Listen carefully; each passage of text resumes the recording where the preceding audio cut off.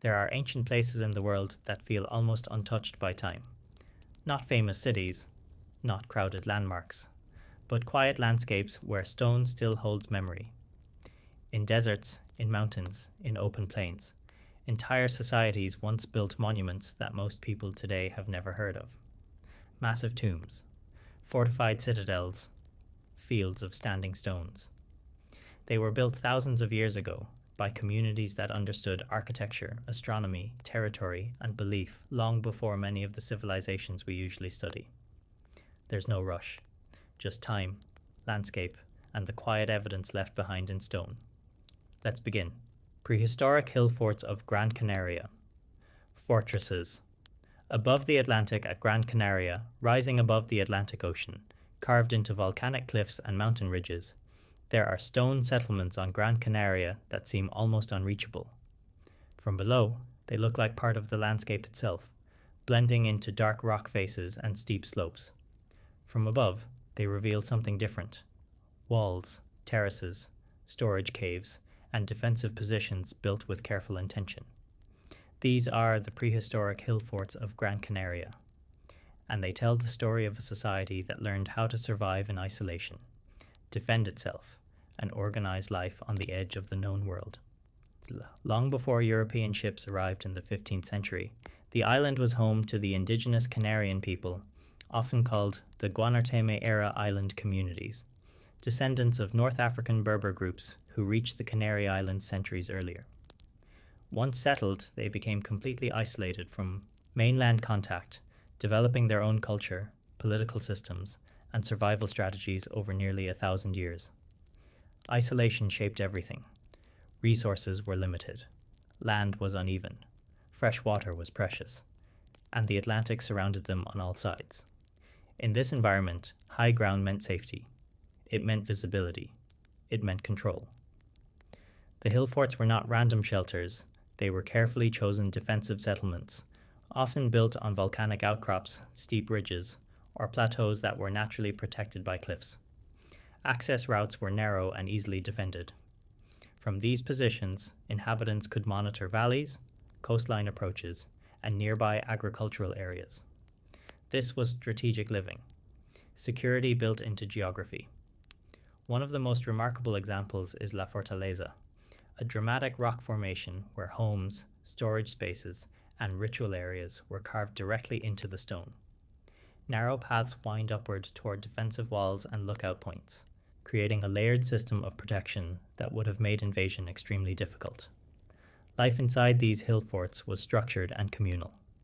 Families lived in stone-built houses or rock-cut caves, often arranged in clusters. Grain silos were carved into cliffs to store food safely. Livestock such as goats and sheep were managed carefully, providing meat, milk, and materials for clothing. Agriculture took place in lower valleys, where barley and wheat were cultivated. Water was collected from seasonal streams and natural springs. Because rainfall was unpredictable, communities developed ways to conserve and ration resources. Planning was survival. Cooperation was essential. Conflict was always possible. Gran Canaria was not a single unified kingdom. It was divided into territories ruled by local chiefs known as Guanartemes. Rivalries existed. Alliances shifted. Hill forts served not only as protection from outsiders, but also from neighboring groups. Defense was part of politics. Authority was tied to strength. Leadership required control of territory. Archaeological evidence shows that some hill forts expanded during periods of tension, with additional walls and barriers constructed over time. This suggests that threats were real and that communities responded by reinforcing their settlements. These were not peaceful mountaintop villages. They were prepared. They were vigilant. Religion and ritual were deeply woven into daily life. Certain caves within these hill fort complexes show evidence of ceremonial use, including markings, offerings, and alignment with celestial events. Some scholars believe that spiritual leaders used elevated positions for observation of stars and seasonal cycles, linking defense, agriculture, and belief into a single system. The landscape itself became sacred. Mountains were not only defensive tools, they were symbols. They represented permanence.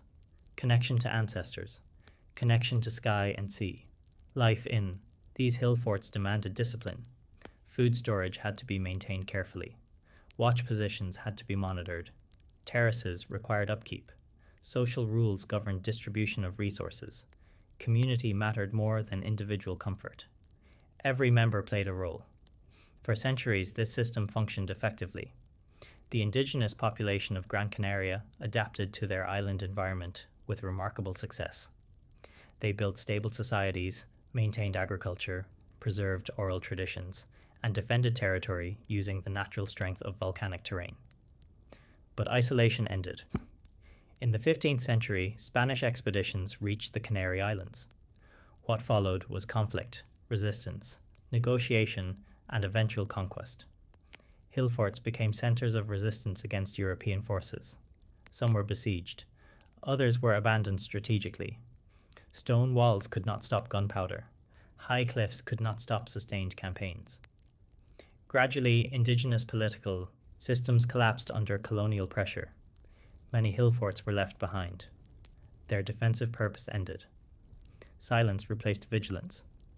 Today, the ruins remain scattered across ridges and volcanic peaks, blending once again into the landscape. Visitors hiking these sites can still see carved caves, broken walls, and terraced slopes that once supported entire communities. There are no towering monuments here, no marble columns, no grand temples. What exists instead is something quieter: practical intelligence, adaptation, resilience. The prehistoric hill forts of Gran Canaria remind us that civilization does not always rise in river valleys or vast empires. Sometimes it develops in isolation, on islands surrounded by ocean, shaped by wind and stone. These communities learned how to read their environment, how to use elevation as protection, how to store resources for uncertain seasons, and how to organize society in limited space. They turned mountains into fortresses. They turned caves into homes. They turned isolation into identity. And even after centuries of change, their presence is still visible in the cliffs overlooking the Atlantic. Because high above the sea, carved into volcanic rock, the memory of an island civilization still stands. Capacorb, Vel, Mallorca. Stone towers of the Talaiotic world at Capacorb, Vel. On the southern plains of Mallorca, where dry grasslands stretch toward the Mediterranean and low stone walls divide the countryside, there is a prehistoric settlement built almost entirely from massive blocks of limestone. From a distance, the structures appear rough and heavy, blending into the pale earth around them. But as you walk closer, the scale becomes clear. Towering circular constructions rise from the ground, built with stones so large and precisely balanced that they have remained standing for more than 3,000 years. This is Capacorb Vel, and it is one of the most important surviving settlements of the Talaiotic culture in the Balearic Islands. Long before Roman ships entered these waters, and long before medieval kingdoms reshaped the Mediterranean, communities on Mallorca developed their own unique architectural and social traditions. Between roughly 1000 and 500 BCE, the Talaiotic people constructed fortified villages marked by distinctive stone towers known as talayats. These structures dominate the landscape at Capacorb Vel and give the culture its name. The talayats are not decorative monuments. They are massive circular towers made from carefully stacked stones, some weighing several tons. Built without mortar, each block was placed with attention to balance and stability. The interior spaces were often narrow and dark, with small openings that may have been used for observation or signaling. From the outside, the towers appear solid and defensive, rising above the surrounding settlement like guardians. Their exact purpose remains debated. Some scholars suggest they functioned as watchtowers to monitor territory and approaching threats. Others believe they were communal gathering spaces or symbols of authority. What is clear is that they required significant labor and coordination to build, which means the society here was organized, hierarchical, and capable of long-term planning. Capacorb Vel was not only a collection of towers. Around them, archaeologists have uncovered remains of houses, storage areas, animal enclosures, and defensive walls. The settlement was structured, with living quarters arranged in clusters and protected by stone barriers. This suggests that security was important, either because of inter-community rivalry or the need to defend valuable resources. Life here was shaped by the island environment. The Mediterranean climate brought dry summers and mild winters, but rainfall could be unpredictable. Agriculture focused on cereals, legumes, and olives, while livestock such as sheep and goats provided meat, milk, and wool. Marine resources from the nearby coast also supplemented daily life. Survival required careful management of land and animals, as well as cooperation within the community. The construction style at Capicorville reflects both practicality and identity. Large stones provided durability and insulation against heat. Circular house designs allowed structural stability and efficient use of materials. The settlement was not temporary. It was built to last across generations. The presence of multiple talayates within one site suggests that Capicorville was a major center, possibly serving as a focal point for surrounding communities. Social organization likely revolved around extended families or clans, with leadership concentrated among those who could organize construction, manage resources, and defend territory. The talayates themselves may have symbolized this authority, standing as visible markers of power and unity. Religion and ritual were also part of talayotic life, though much about their beliefs remains uncertain. Some nearby sites on Majorca include ceremonial structures known as taulas and sanctuaries, indicating that spiritual practices were integrated into community life. While Capicorville is primarily residential and defensive in character, it would not have been separate from these wider cultural traditions. Over time, the talayotic world evolved. Contacts with Phoenician traders and later Carthaginian and Roman forces introduced new goods and influences. Trade expanded across the Mediterranean. Cultural practices shifted. Eventually, Roman conquest in the 2nd century BCE brought dramatic change to the Balearic Islands. Roman administration reorganized settlements, and older talayotic centers gradually declined. Capicorville was eventually abandoned, but not destroyed. Its heavy stone structures remained where they stood, too massive to dismantle easily and too integrated into the land to disappear. Unlike cities built from mud brick or timber, this settlement endured through weight and balance. Today, walking among the talayots creates a powerful sense of presence. The stones feel ancient but stable. The towers still dominate the horizon. You can imagine watchful eyes scanning the plains. Farmers, returning from fields. Children moving between houses. Leaders discussing decisions in the shadow of the towers. Capicorville does not impress with elaborate decoration or monumental inscriptions. Its power lies in its solidity and scale. It represents a society that understood how to use local materials, organize labor, and adapt to island conditions long before written history recorded their names. Here, stone became identity, architecture became protection, community became strength. The settlement stands as a reminder that even on an island surrounded by water, societies could develop complexity, authority, and resilience. Capicorb. Vel is not a forgotten ruin of empire. It is evidence of independent innovation, of people shaping their environment with intelligence and collective effort. And even now, beneath the Mediterranean sky, the talayats continue to stand, silent witnesses to a culture that built with purpose and endured through time. Motilla del Azuer, Spain. The fortress. Built for water at Motilla del Azuer. In the flat plains of La Mancha in central Spain, where fields stretch toward the horizon and the land appears open and calm, there rises a circular stone structure that looks almost out of place. From above, it resembles a spiral or a layered ring carved into the earth, with thick walls surrounding a central tower. At first glance, it does not look like a city, nor a castle, nor a typical settlement. This is Motilla del Azuer, and it was built for one reason above all others: water. More than 4,000 years ago, during the Bronze Age, communities across this region faced a serious environmental challenge. Climate conditions became drier. Rainfall decreased. Rivers weakened. Farming became unpredictable. Survival depended not only on land and livestock, but on access to reliable water sources. In this harsh moment of change, the people of La Mancha responded with innovation. They built fortresses around wells. Motilla del Azuer is one of the best preserved examples of what archaeologists call motillas, unique fortified settlements found only in this part of Spain. These structures are circular in design, with multiple concentric walls surrounding a tall central tower.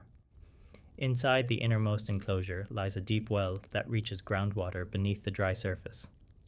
This well is the heart of the site. Without it, the fortress would not exist.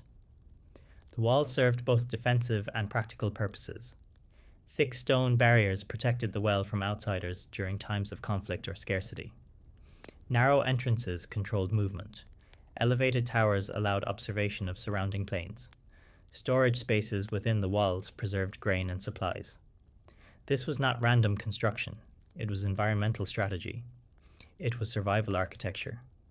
Building such a structure required coordination and authority. Large stones had to be transported and placed precisely. Walls had to be aligned carefully to ensure stability. Digging a deep well through hard ground required patience, skill, and collective labor.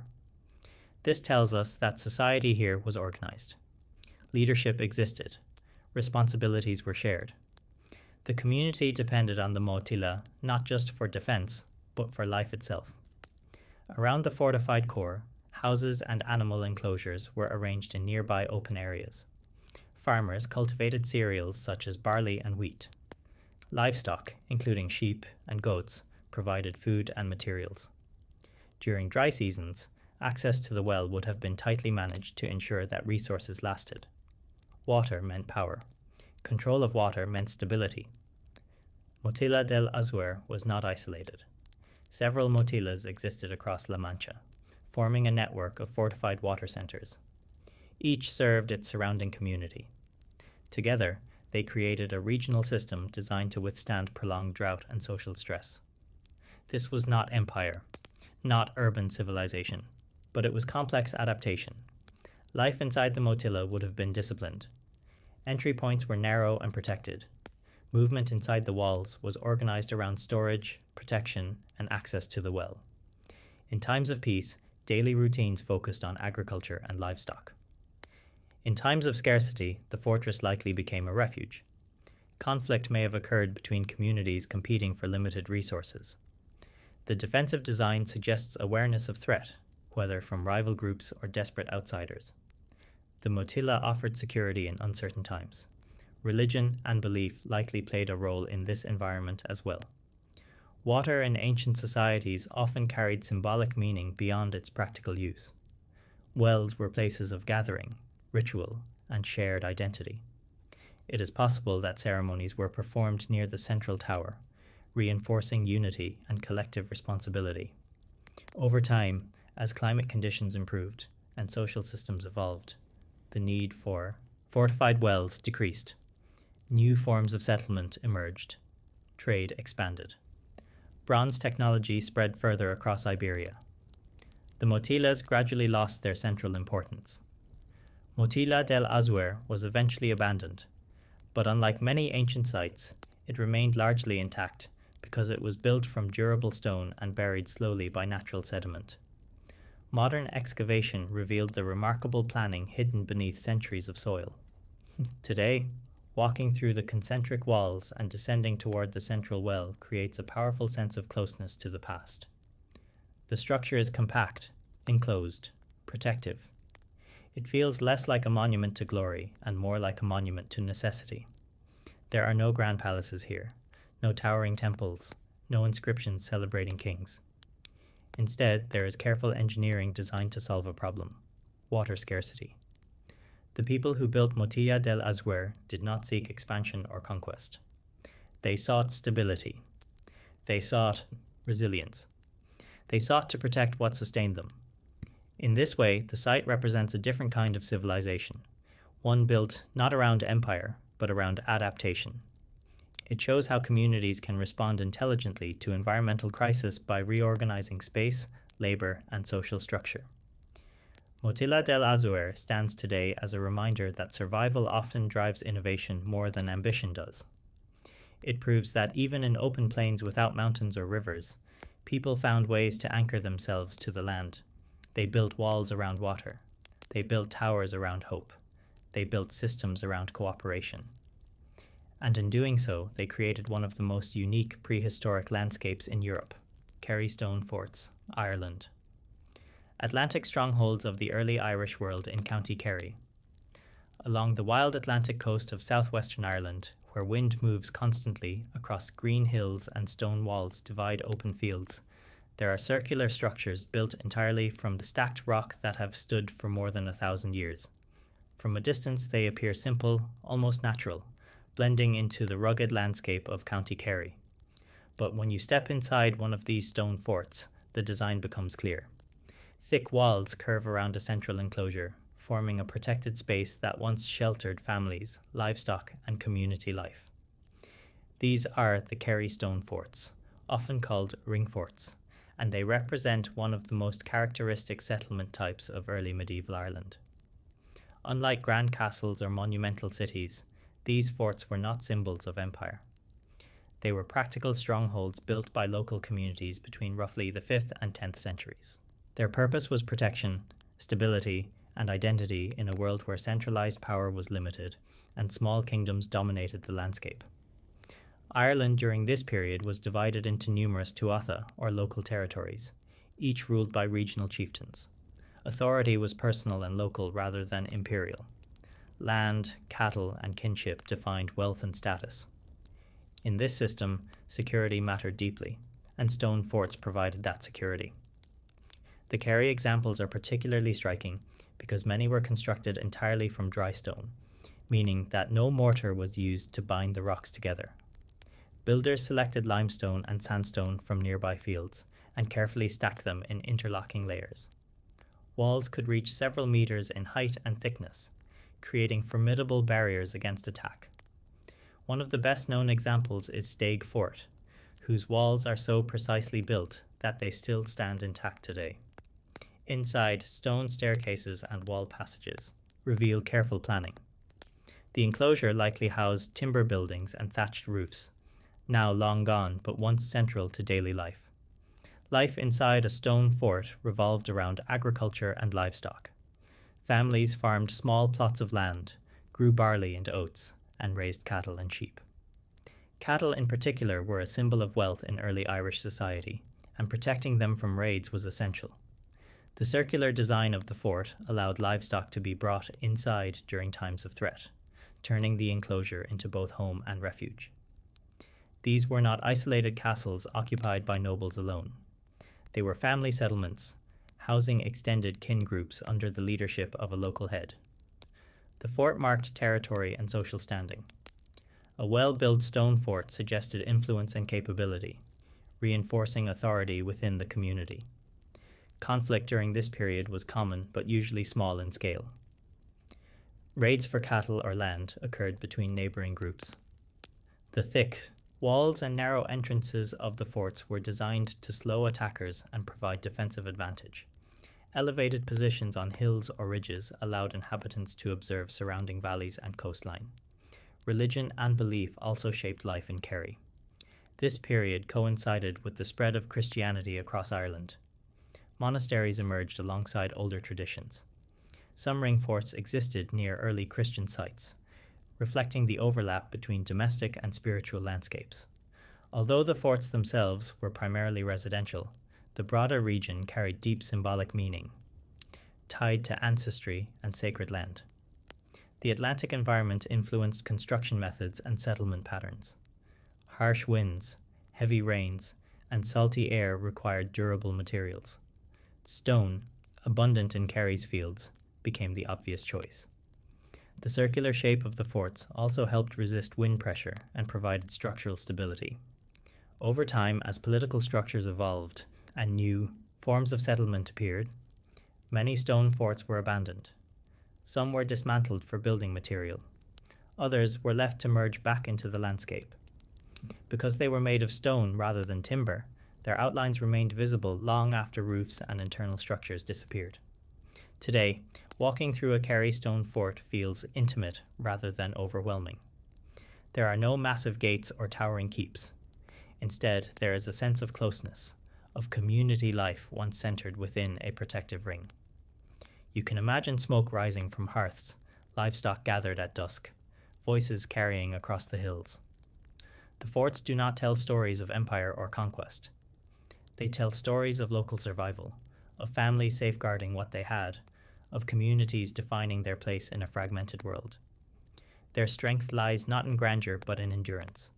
They demonstrate how ordinary people, without centralized kingdoms or vast armies, could still build stable and resilient settlements.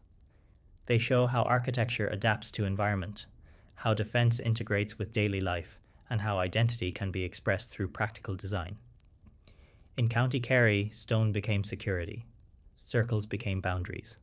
Walls became statements of belonging.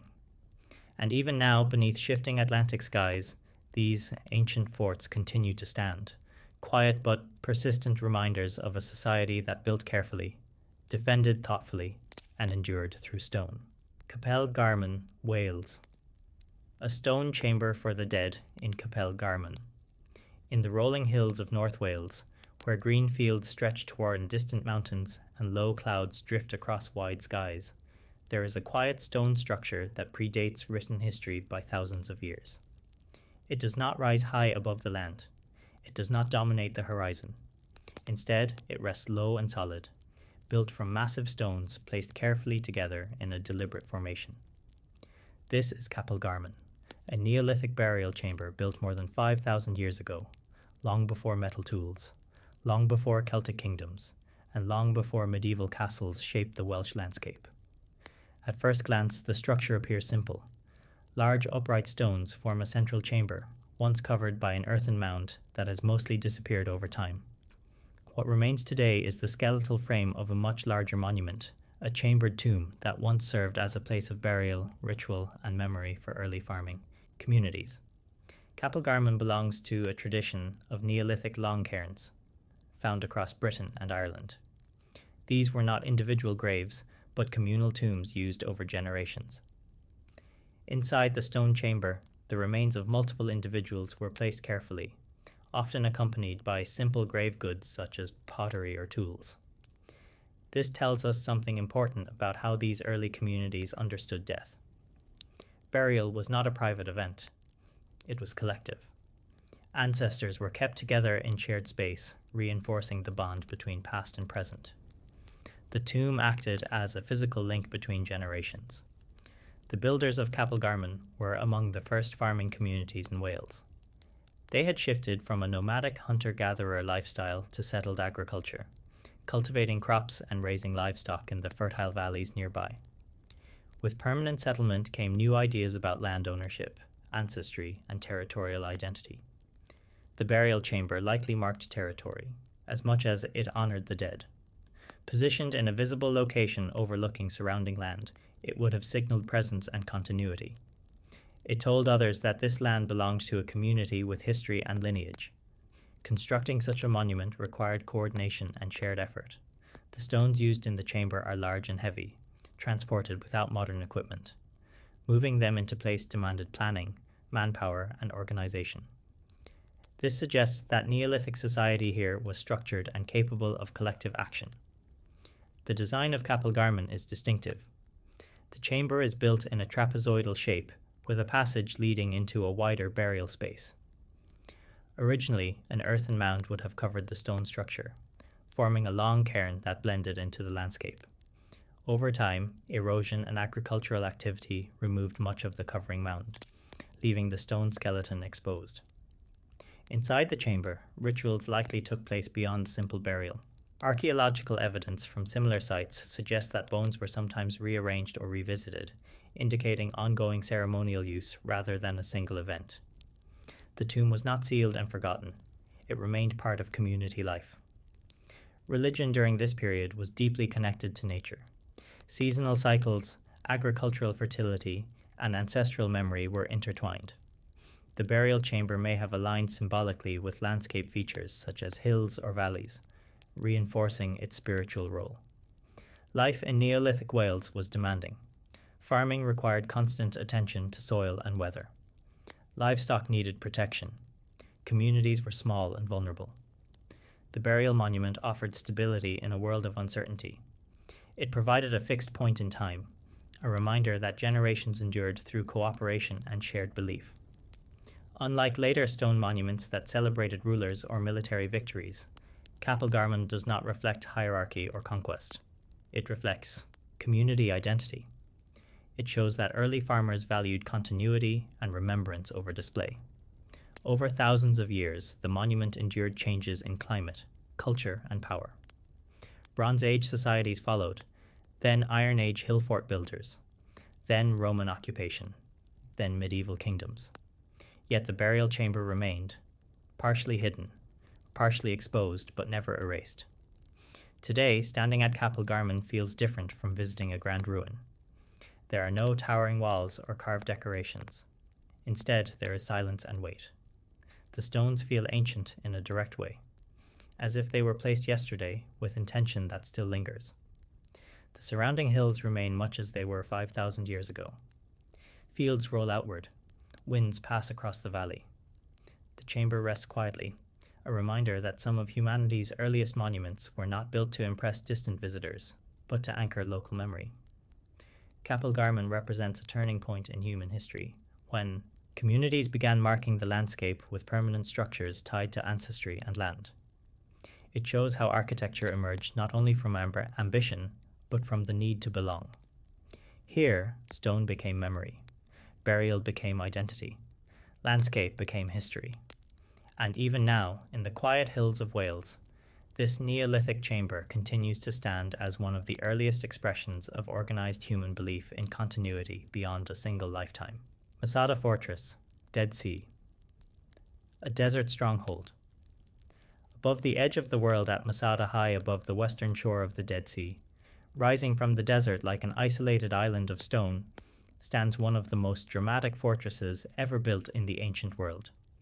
From the air, Masada appears as a vast, flat plateau surrounded by steep cliffs that drop sharply toward the barren landscape below. The contrast between the bright salt waters of the Dead Sea and the dry Judean desert creates a setting that feels almost unreal. Masada was chosen not for beauty, but for security. More than 2,000 years ago, this natural stronghold was transformed into a fortified complex under the rule of King Herod the Great. Herod, known for his ambitious building projects across Judea, understood the value of geography. The plateau's steep slopes made direct assault nearly impossible, and its remote desert location placed it far from immediate threats. Instead of simply building walls, Herod turned Masada into a self-sufficient fortress palace.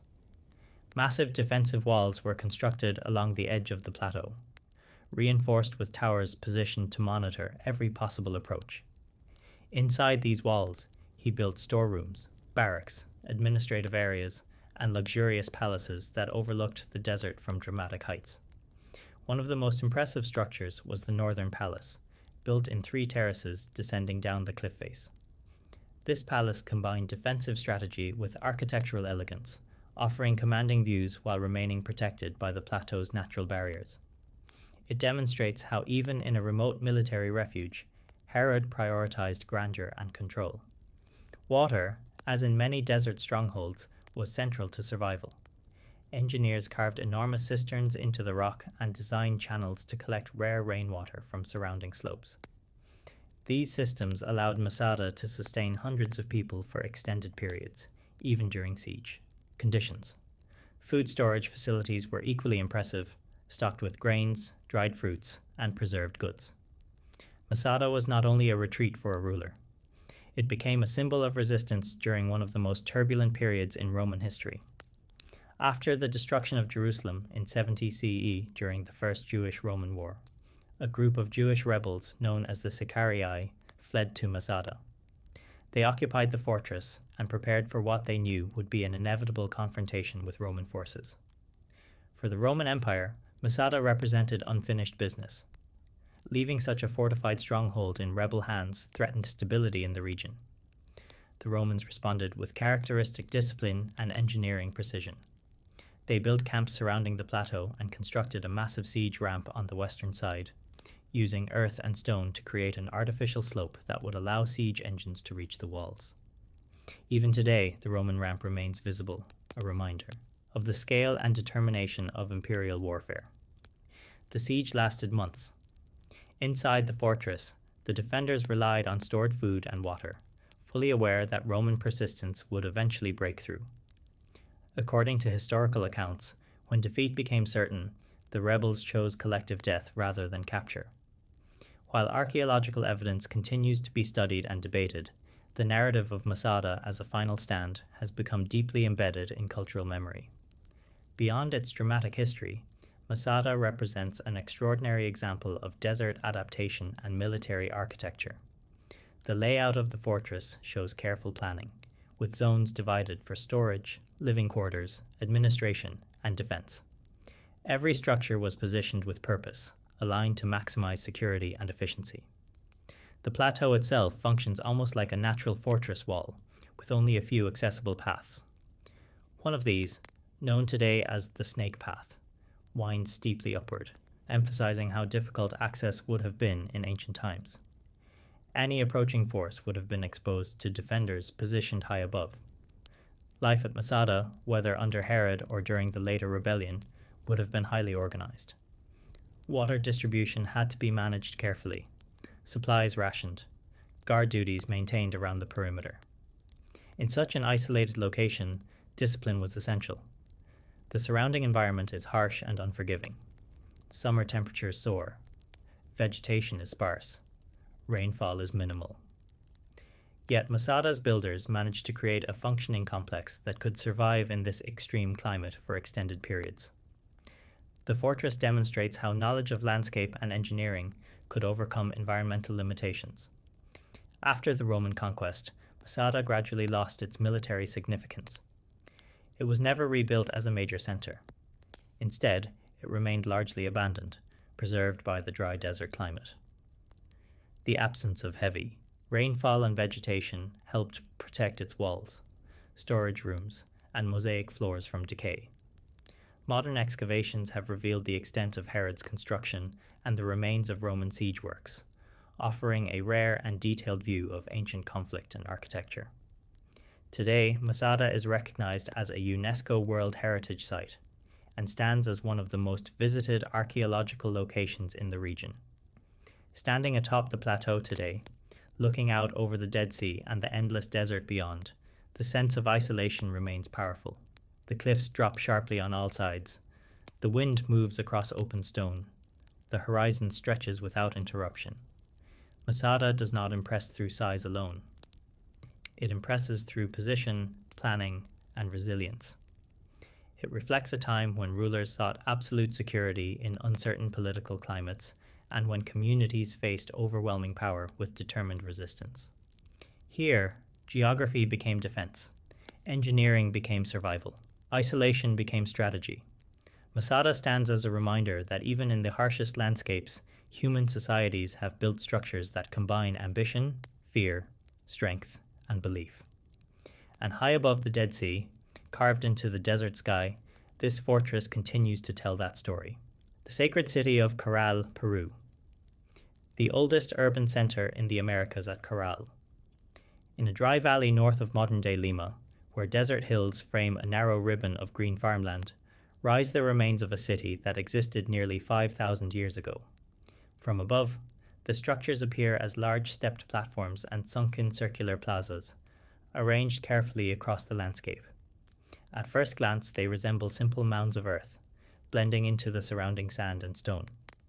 But these are not natural formations. This is Caral, and it is considered the oldest known city in the Americas.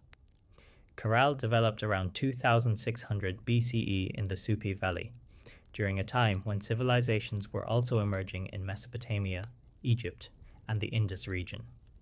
While pyramids were rising along the Nile and cities were forming between the Tigris and Euphrates, communities in coastal Peru were building their own complex urban center, independent from those distant cultures. What makes Caral remarkable is not only its age, but its organization. The city covers more than 60 hectares and contains monumental architecture, residential areas, ceremonial spaces, and evidence of administrative coordination. It was not a scattered village. It was a planned settlement with defined zones and carefully constructed public buildings. The most striking features of Corral are its platform pyramids, some of which reach heights of nearly 20 meters. These stepped structures were built from stone and earth, reinforced with woven bags filled with rocks to stabilize the walls against earthquakes. The engineering reflects careful understanding of the local environment, where seismic activity is common. In front of several pyramids lie circular sunken plazas, carved below ground level and accessed by stairways. These spaces likely served ceremonial or communal functions. Their design suggests gatherings, rituals, or public events that reinforced social cohesion. Corral was not a militarized city. Archaeological evidence shows no defensive walls, no weapon stockpiles, and no signs of violent conflict within the settlement. Instead, the focus appears to have been on religion, trade, and social organization. The economy of Corral was based on agriculture and maritime resources. Farmers cultivated cotton, beans, squash, and other crops in the fertile valley, supported by irrigation systems that directed water from the Supe River. Cotton in particular was vital, as it was used to make fishing nets. These nets supported coastal communities who harvested fish and shellfish from the Pacific Ocean, which in turn provided protein to inland settlements. This created a regional network of cooperation between valley farmers and coastal fishers. Goods moved between environments, and Corral likely functioned as a central hub within this exchange system. Social hierarchy existed, as indicated by the scale of public architecture compared to residential areas. The construction of pyramids required organized labor, leadership, and planning. Religious authorities or elite administrators may have coordinated these efforts, using ceremony and shared belief to maintain stability. Music and ritual seem to have played a significant role. Archaeologists discovered flutes made from bird bones within ceremonial areas, suggesting that sound accompanied gatherings and rituals. The city may have been a spiritual center as much as a political one. Unlike many ancient civilizations, Corral left no clear evidence of written language. Its communication systems remain uncertain. Yet the precision of its architecture and the scale of its urban planning demonstrate advanced organizational knowledge. Life in Corral required careful management of water in a region where desert conditions dominate. Irrigation canals transformed dry land into productive fields. Seasonal cycles shaped agricultural routines. Community cooperation ensured survival. For nearly a millennium, Corral thrived. Its pyramids were expanded and renovated. Public spaces remained active. Trade networks continued. The city stood as a stable center in the Supe Valley. Eventually, environmental changes likely contributed to its decline. Shifts in climate, flooding, or seismic activity may have disrupted agricultural systems.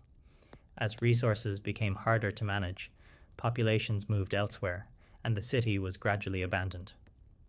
Unlike cities destroyed by war, Corral appears to have faded quietly.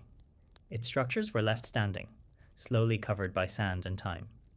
The desert preserved its outlines, allowing modern archaeology to uncover one of the most significant discoveries in American prehistory. Today, standing among the pyramids of Corral, the landscape feels vast and silent. The valley remains dry. The hills still rise in the distance. The circular plazas remain open to the sky. Corral does not impress through carved statues or gold artifacts. Its power lies in its age, its planning, and its peaceful complexity. It demonstrates that advanced urban society developed independently in the Americas at a time when much of the world was still forming early cities. Here, people organized labor without visible armies. They built pyramids without monumental kings. They connected inland agriculture with coastal fishing through structured cooperation. Corral represents a model of civilization built on coordination rather than conquest. In the Supe Valley, stone became ceremony. Agriculture became stability. Community became structure. And 5,000 years later, the sacred city of Corral continues to stand as a reminder that human innovation has deep and diverse roots across the globe, far beyond the familiar centers of ancient history. The Henge of Brodgar, Orkney. A monument of stone and sky at Ring of Brodgar. On a narrow strip of land in Orkney, northern Scotland, where two lochs meet and Atlantic winds move constantly across open fields, stands a circle of standing stones arranged with remarkable precision. From above, the monument appears as a near-perfect ring carved into the landscape, encircled by a wide ditch cut deep into the earth. The horizon stretches in every direction, and the sky often feels larger than the land itself. This is the Henge of Brodgar, and it is one of the most impressive ceremonial landscapes of the Neolithic world. Built more than 4,500 years ago, the monument predates the pyramids of Egypt and many of the great cities of Mesopotamia. At a time when farming communities were still relatively small and scattered, the people of Orkney created a structure that required planning, cooperation, and sustained labor on a significant scale. The Ring of Brodgar consists of a circular arrangement of large standing stones, originally around 60 in number, set within a vast ditch measuring roughly 100 meters in diameter. The ditch was carved directly into bedrock using stone tools, an extraordinary achievement considering the technology available at the time. The earth removed from the ditch formed a surrounding bank, creating a defined sacred space. This was not a defensive fortification. The ditch has no practical military advantage, and the stones are positioned for symbolic rather than strategic reasons. Instead, Brodgar appears to have been a ceremonial gathering place, part of a wider ritual landscape that includes nearby sites such as the Stones of Stennis and the settlement at Skara Brae. The placement of Brodgar between the freshwater Loch of Harre and the saltwater Loch of Stennis suggests intentional symbolism. Water likely held spiritual meaning for the Neolithic communities here, representing boundaries, transition, and life. The monument occupies a liminal space between two bodies of water, reinforcing its ceremonial importance. Constructing the henge required transporting massive stones from nearby quarries, shaping them, and erecting them upright within precisely dug sockets. Each stone stands independently, yet together they form a unified circle. This arrangement reflects not only engineering skill, but also a shared understanding of geometry and spatial organization. Inside the ring, there are no permanent structures, suggesting that the space was left open for gatherings, rituals, or seasonal ceremonies. The monument may have been used to mark astronomical events, as certain alignments appear to correspond with solstices and lunar cycles. Observing the movement of the sun and moon would have been vital for agricultural planning and spiritual practice. Life in Neolithic Orkney was centered on farming, livestock, and close-knit community networks. The people who built Brodgar cultivated barley, raised cattle and sheep, and lived in stone houses that still survive at nearby settlements. Their society was stable enough to allow for the investment of time and labor into monumental construction. Such a project required leadership and coordination. Whether directed by religious specialists, elders, or collective decision-making, the effort reflects organized social structure. The monument was not built quickly. It evolved over time, with stones added or repositioned as generations passed. The Henge of Brodgar was part of a ceremonial landscape that likely served multiple communities across the Orkney Islands. It may have functioned as a central meeting point where alliances were reinforced, marriages arranged, disputes resolved, and rituals performed. The circular design emphasizes equality within the space, with no single stone dominating the others. Unlike later monuments associated with kings or empires, Brodgar belongs to a period before written records and formal states. Its builders left no inscriptions explaining its purpose. Instead, the monument communicates through scale, placement, and enduring presence. Over millennia, some stones fell, weathered by wind and rain. Others remain upright, standing against the shifting Scottish sky. The ditch has softened with time, yet its outline is still visible, defining the sacred boundary of the site. Standing within the ring today, surrounded by open landscape and distant water, the sense of exposure is powerful. There is little shelter from wind or weather. The monument feels intentionally placed to connect earth and sky, human and horizon. Brodgar does not rely on height or decoration to impress. Its impact comes from simplicity and symmetry. It reflects a worldview in which community, landscape, and celestial cycles were deeply interconnected. Here, stone became symbol, circle became gathering, landscape became ritual. The Henge of Brodgar stands as evidence that early farming societies were capable of remarkable architectural ambition, not for conquest or defense, but for ceremony and shared identity. It shows that long before written history, people in remote northern islands were shaping their environment with intention and meaning. And even now, beneath the wide skies of Orkney, the stones of Brodgar continue to form their silent circle, marking time in a place where land, water, and sky meet. Uplistsikhe, Georgia. The rock-cut city. Above the river at Uplistsikhe, on the banks of the Mtkvari River in eastern Georgia, carved directly into a long sandstone ridge, lies a city that was not built upward with stone blocks, but hollowed inward from solid rock. From above, Uplistsikhe appears like a honeycomb stretched across a cliff face, with tunnels, halls, streets, and chambers shaped into the natural formation itself. This is Uplistsikhe, and it represents one of the earliest urban experiments in the Caucasus region.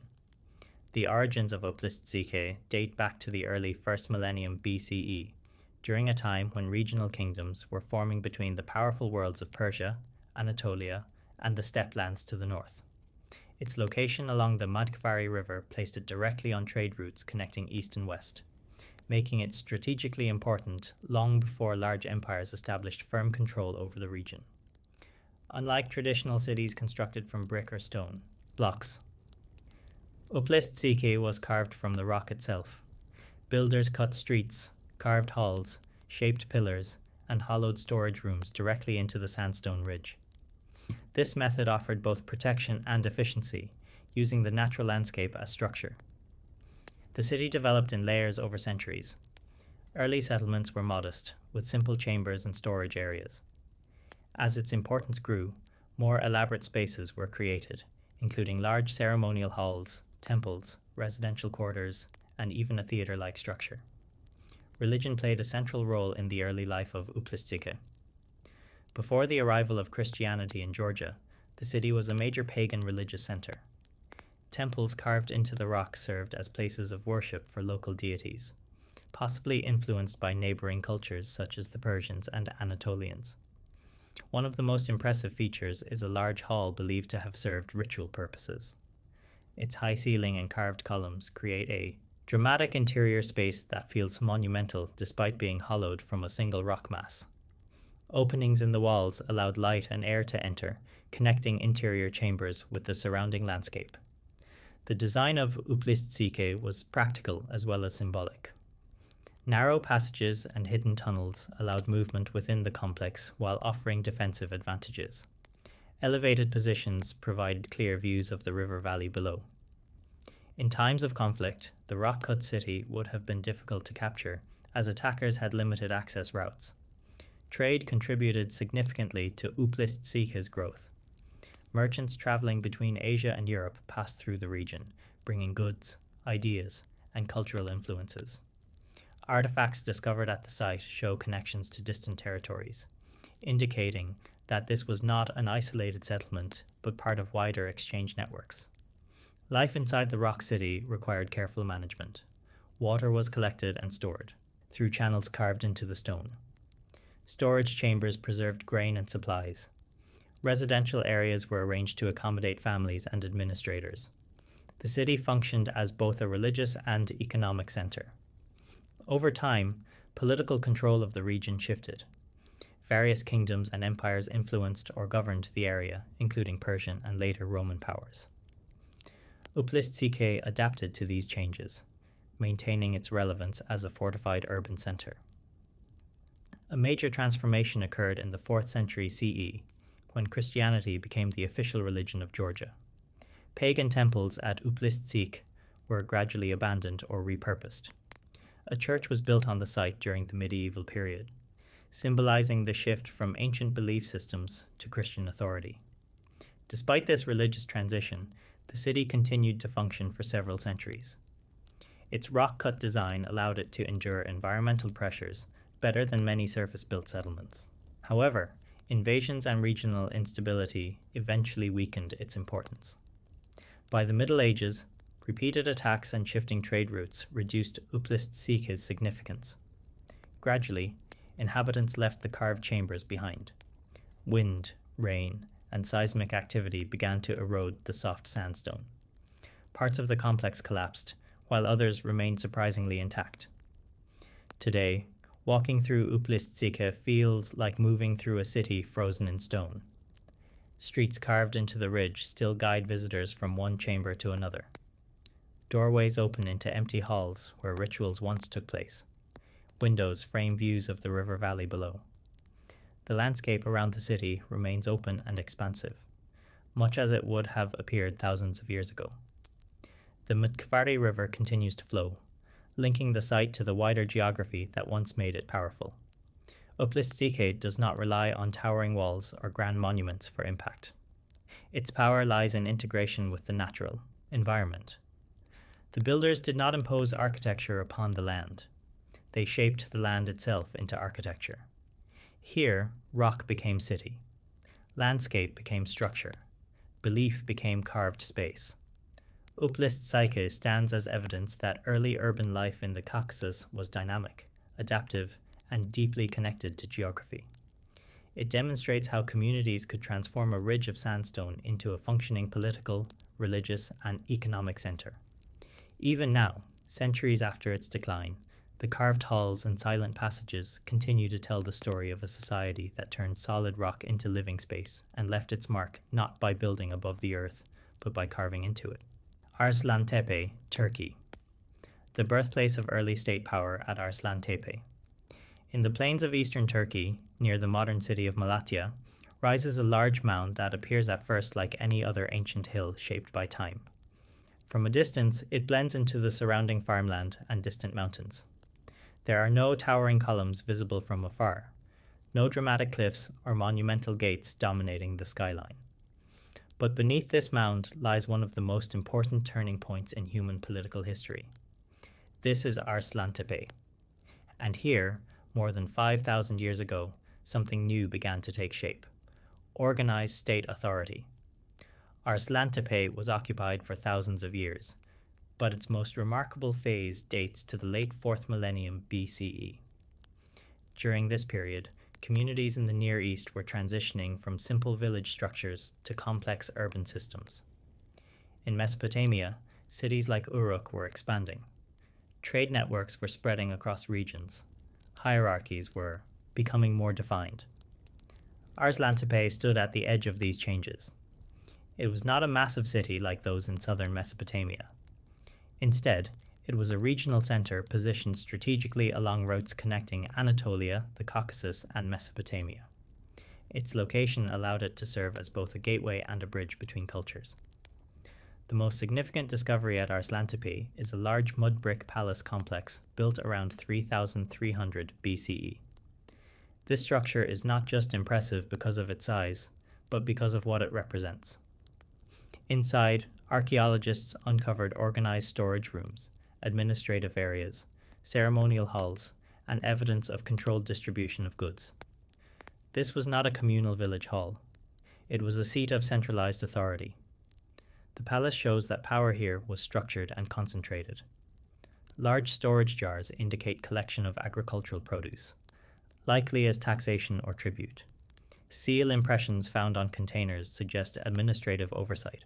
Officials recorded, stored, and redistributed goods in a systematic way. This is one of the earliest examples of bureaucratic governance. It marks the shift from informal leadership to institutional control. Inside the palace, walls were decorated with painted designs, showing that authority was not only practical, but symbolic. The architecture itself reinforced hierarchy, guiding movement through corridors and chambers in ways that emphasized status and access. Access was controlled. Movement was directed. Power was organized spatially. Perhaps the most striking finds at Arslantepe were a cache of bronze swords and spearheads, among the earliest known examples of metal weapons in the world. These weapons were not everyday tools. They were symbols of emerging military authority. The presence of such weapons within an administrative complex suggests that political power and military force were becoming linked. Authority was backed not only by organization and ritual, but by armed strength. This combination of bureaucracy and weaponry marks a critical stage in the development of early states. Life around the palace complex would have included farmers cultivating fields, herders managing livestock, craftsmen producing pottery and metalwork, and administrators overseeing resource distribution. Society was no longer flat, it was layered. Elites occupied the palace, workers supported the system, communities depended on central coordination. Ars Lantipae also reveals cultural interaction. Artifacts show connections to both Mesopotamian and Anatolian traditions, reflecting its role as a crossroads. The site absorbed influences but maintained its own identity, adapting external ideas to local needs.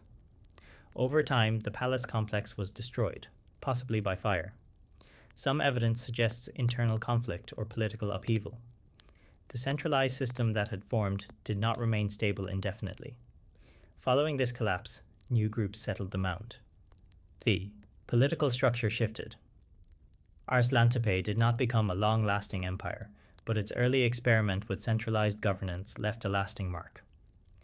Later periods saw the construction of fortifications and continued occupation through the Bronze and Iron Ages. The mound accumulated layers of history, each one built atop the previous settlement. Today, excavation areas reveal sections of mud brick walls, corridors, and storage rooms protected by modern coverings. Standing there, it becomes clear that Ars Lantipae is not visually dramatic in the way of towering monuments, but conceptually it is monumental. This is where authority first took architectural form, where administration became physical space, where power was organized deliberately. Ars Lantipae challenges the idea that early states developed only in southern Mesopotamia. It shows that complex political systems were emerging across a wider region, shaped by trade, agriculture, and social innovation. Here, mud brick became institution. Storage became taxation. Weapons became symbols of rule. The mound itself, quiet and unassuming in the Turkish plain, represents one of humanity's earliest steps toward structured governance. It reveals how communities moved beyond simple kin-based leadership and began creating systems that separated rulers from ruled. Even though Ars Lantipae never grew into a vast empire, its early palace stands as a blueprint for what would follow in other regions. Because on this mound, thousands of years ago, people began organizing power not just through tradition or charisma, but through architecture, administration, and controlled force. And that transformation would shape the course of civilization for millennia to come. Wadi al-Ain, Oman. Tombs beneath the Hajar Mountains at Wadi al-Ain. At the foot of the Al-Hajar Mountains in northern Oman, where sharp ridgelines rise above dry valleys and the desert meets stone, there is a line of ancient circular towers built from carefully stacked limestone. From a distance, they resemble small watchposts facing the mountains. But these are not fortifications for the living. They are monuments for the dead. This is Wadi al-Ain, one of the most striking Bronze Age burial landscapes in Arabia. The tombs here date back nearly 5,000 years, to a time when early communities across Oman were forming organized settlements and participating in long-distance trade networks. These structures, often called beehive tombs because of their rounded shape, were built using flat stones arranged in tight circular layers that narrow toward the top. Their design is simple, yet precise. Each stone was placed deliberately, each structure built to endure. Unlike temporary graves dug into soil, these tombs were meant to be permanent markers. They sit on elevated ground, visible across the valley, facing the mountains as if aligned with the landscape itself. The people who built Wadi al-Ain were part of a broader Bronze Age culture that thrived in Oman during the 3rd millennium BCE. This region was rich in copper, a resource highly valued by ancient civilizations in Mesopotamia and beyond. Omani copper was exported across the Gulf, linking these mountain communities to distant urban centers. Trade brought wealth. Wealth supported structure. Structure reinforced identity. The tombs at Wadi al-Ain likely served as collective burial sites, used by families or clans over generations. Inside, multiple individuals were interred, sometimes accompanied by pottery or personal items. These were not anonymous burials. They reflected organized social groups with shared ancestry. The placement of the tombs suggests intention beyond practicality. Positioned along ridgelines, they create a visible boundary between valley and mountain, living and dead. The landscape itself becomes part of the ritual space. Life in this region required adaptation. Water sources were seasonal. Agriculture was limited to small fertile pockets within the wadi. Herding goats and sheep was essential. Survival depended on understanding terrain, climate, and cooperation. The mountains provided protection and stone. The valley provided grazing land. The tombs connected both. Building these monuments required collective labor. Stones had to be gathered, transported, and stacked without mortar. The circular form demanded careful balancing to prevent collapse. Such coordination suggests leadership and organized community effort. The simplicity of the tombs is part of their power. They are not decorated with carvings or inscriptions. Their strength lies in proportion and placement. Each one stands as a statement that memory matters. Over centuries, the environment shifted and trade networks evolved. Settlements moved. New forms of burial replaced older traditions. Yet the tombs of Wadi al-Ain remained, weathered but standing. Unlike cities that crumble when abandoned, these stone structures endure because they are built from the land itself. Wind erodes slowly. Rain is rare.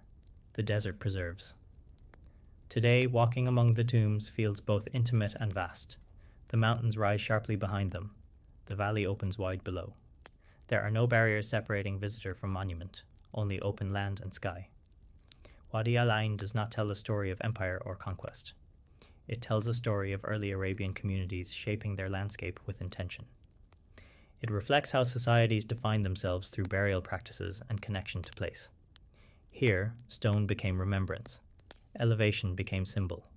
Landscape became lineage. These tombs are quiet, but their presence is powerful. They show that even in remote valleys far from ancient capitals, people developed structured communities, participated in international trade, and created lasting monuments to their dead. 5,000 years later, beneath the same mountain ridges, Wadi al-Ain continues to stand as a testament to endurance, identity, and the deep roots of civilization in Arabia. Jerf el-Ahmar, Syria. The first communal architecture of humanity at Jerf el-Ahmar. Long before cities, long before kings, and long before writing, there were villages along the Euphrates River where something revolutionary began to take shape. Not agriculture alone, not houses, but shared buildings. Jerf el-Ahmar, located along the middle Euphrates in what is now northern Syria, dates back more than 11,000 years to the pre-pottery Neolithic A period. This was a time when humans were transitioning from mobile hunter-gatherer lifestyles toward settled village life. It was one of the most critical turning points in human history, and Jerf el-Ahmar preserves one of the earliest examples of organized communal architecture ever discovered. At first glance, the site does not look dramatic. It is a low mound near what was once the river's edge. Much of it now lies submerged beneath a modern dam reservoir. Before flooding, archaeologists conducted extensive excavations and uncovered something extraordinary beneath layers of soil. They found not just houses, but purpose-built communal structures. These buildings were circular or semi-subterranean, often larger than surrounding domestic homes. They were carefully constructed with mud brick and stone foundations, sometimes reinforced with internal benches, storage compartments, and central pillars. These were not ordinary dwellings. They were collective spaces. The people living at Jerf el-Ahmar were among the first communities to settle permanently in one place. They cultivated early forms of wild cereals and gathered plant resources systematically. Hunting still played a role, but mobility was decreasing. With permanent settlement came new challenges. How do you organize a community? How do you store surplus food? How do you make decisions that affect everyone? The communal buildings at Jerf el-Ahmar appear to have answered those questions. Some of the circular structures contained carefully, arranged storage bins, suggesting they were used as collective granaries. Grain was likely gathered, processed, and stored for shared use. This implies not just farming, but social trust and coordination. Food was no longer purely individual. It became communal responsibility. Other buildings show signs of ritual or symbolic use. Decorative elements, carved stones, and structured layouts indicate that these spaces may have hosted ceremonies or gatherings. In one structure, archaeologists discovered engraved stones with geometric patterns and animal imagery. This suggests shared belief systems, shared symbolism, shared identity. What makes Jerf El Amar particularly important is that these communal structures appear before clear evidence of formal hierarchy. There are no signs of kings, palaces, or elite tombs. Instead, the architecture reflects cooperative organization. Authority may have existed, but it was embedded in community rather than centralized in a ruler. The buildings were often rebuilt in phases, showing continuity across generations. When one communal structure fell out of use, another was constructed nearby. This suggests that the idea of shared space was more important than the structure itself. The village layout shows clusters of houses surrounding these communal centers. Domestic homes were smaller, rectangular, and built partially into the ground for insulation. Life revolved around food preparation, tool-making, and animal processing. But at certain times, people gathered in the larger structures to plan, to store, to ritualize, to decide. This is one of the earliest known examples of architecture being used not just for shelter, but for governance and social organization. Jerf El Amar also shows early experimentation with construction techniques. Builders used mud bricks systematically, created stable foundations, and understood how to distribute weight. Some structures were partially subterranean, providing thermal stability in hot summers and cool winters. This was environmental adaptation, intentional, thoughtful, structured. The location along the Euphrates was crucial. The river provided water, fertile soil, and transportation routes. Seasonal flooding enriched the land, allowing cultivation of early cereal species. Jerf El Amar was part of a broader network of early Neolithic settlements across the Fertile Crescent. Yet it stands out because of its communal architecture. Elsewhere, early villages showed domestic structures. Here, we see collective institutions emerging. That difference matters, because it marks the beginning of organized society. At Jerf El Amar, we see the foundations of systems that would later evolve into councils, temples, and administrative buildings. It represents a step between mobile tribes and urban states, a bridge between survival and structure. Archaeological evidence also reveals careful burial practices, sometimes beneath house floors. This suggests that ancestors remained part of daily life. The communal buildings may have served as spaces where memory and tradition were reinforced. Shared storage likely reduced risk during poor harvests. Shared ritual likely strengthened cooperation. Shared architecture created identity. Over time, as climate patterns shifted and agricultural practices advanced, settlements in the region evolved. Some communities grew larger and more complex. Jerf El Ahmar was eventually abandoned, possibly due to environmental changes or shifting settlement patterns. Unlike later cities destroyed by war, it seems to have faded gradually, buried, preserved, forgotten, until modern excavation revealed its significance. Today, much of the original site lies underwater due to dam construction. What remains are detailed records, reconstructed plans, and the knowledge that one of humanity's earliest communal experiments occurred here. Jerf El Ahmar challenges the idea that complex society began only with cities and kings. It shows that long before urban centers, people were already thinking collectively. They were building for everyone, not just for themselves. They were organizing resources, managing surplus, creating shared symbolic spaces. This is the quiet revolution of the Neolithic.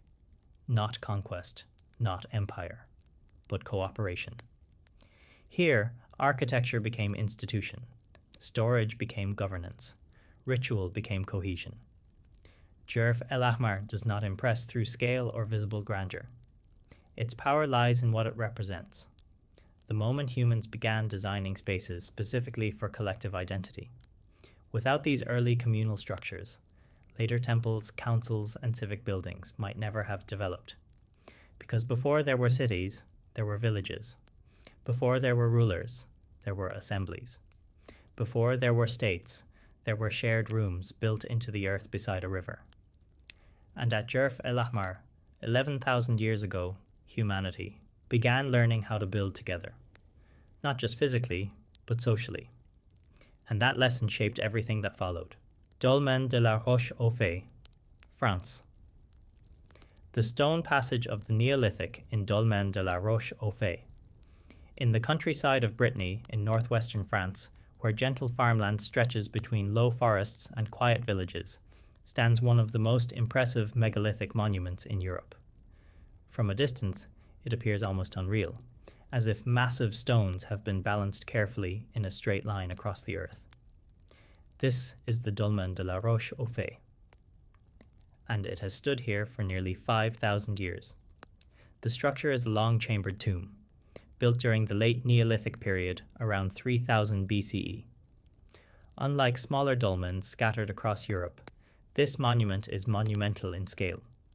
More than 40 massive stones form a covered passage approximately 20 meters long, with capstones weighing several tons each resting securely on upright supports. The name Roche aux Fées means Rock of the Fairies, a title given much later by local folklore. According to legend, supernatural beings placed the stones in a single night.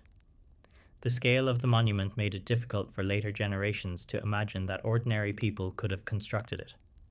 But it was human hands that built it, and the effort required would have been immense. The stones used in the dolmen were transported from nearby outcrops, some located several kilometers away. Moving blocks weighing up to 40 tons without metal tools or wheeled vehicles required coordination, planning, and shared labor on a large scale. This was not a small family grave. It was a community project. The dolmen functioned as a collective burial chamber. Inside the long passage, multiple individuals were laid to rest over generations.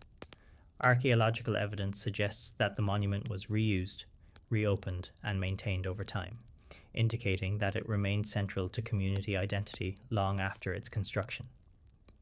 Burial in this period was not simply about disposing of the dead, it was about maintaining connection. The tomb acted as a physical link between living communities and their ancestors. It marked territory and reinforced belonging to land. Its orientation also appears intentional. The passage aligns with the winter solstice sunrise, allowing light to enter the chamber at a specific moment each year. This alignment suggests awareness of astronomical cycles and their importance for agricultural timing. The builders understood seasons. They understood landscape. They understood permanence. Life in Neolithic Brittany was based on farming, livestock, and small-scale settlement. Communities cultivated grains, raised cattle and sheep, and lived in wooden structures that have long since disappeared. The dolmen, however, was built from stone, designed to endure beyond a single generation. It required a level of organization beyond daily survival. Leaders or elders likely coordinated construction. Tasks were divided. Stones were shaped and positioned carefully to distribute weight evenly. The internal space was designed deliberately, not randomly assembled. The monument is not decorative. It is structured and functional. The passage narrows toward the chamber, guiding movement inward. The capstones are arranged to create stability rather than display. Everything serves purpose. Unlike later pyramids or imperial tombs, the Dolmen de la Roche aux Fées does not celebrate an individual ruler. There are no inscriptions naming kings, no symbols of conquest. It represents collective memory rather than personal power. Over centuries, soil and vegetation partially covered the structure. Some stones shifted, others remained perfectly balanced. Medieval communities passing by preserved the site through legend, attributing its construction to fairies rather than to forgotten ancestors. The fact that it remained intact is remarkable. Many similar monuments were dismantled for building materials. This one survived largely because of its size and perhaps because of its reputation as something mysterious and sacred. Standing inside the passage today, the scale becomes intimate. The ceiling stones loom overhead, supported by vertical slabs that frame the narrow corridor. The air feels enclosed, protected, almost timeless. Light enters softly through the open ends, connecting interior and landscape. Outside, the Breton countryside continues much as it has for millennia. Fields stretch outward. Seasons change. Winds move across open land. The dolmen remains. It does not dominate like a castle. It does not impress with ornament. Its strength lies in mass, balance, and intention. Here, stone became ancestry. Alignment became calendar. Passage became memory. The Dolmen de la Roche au Fay represents a stage in human development when communities began marking the land with durable architecture tied to belief and identity. It shows that even without writing or centralized states, societies could mobilize resources and labor to create structures that endured thousands of years.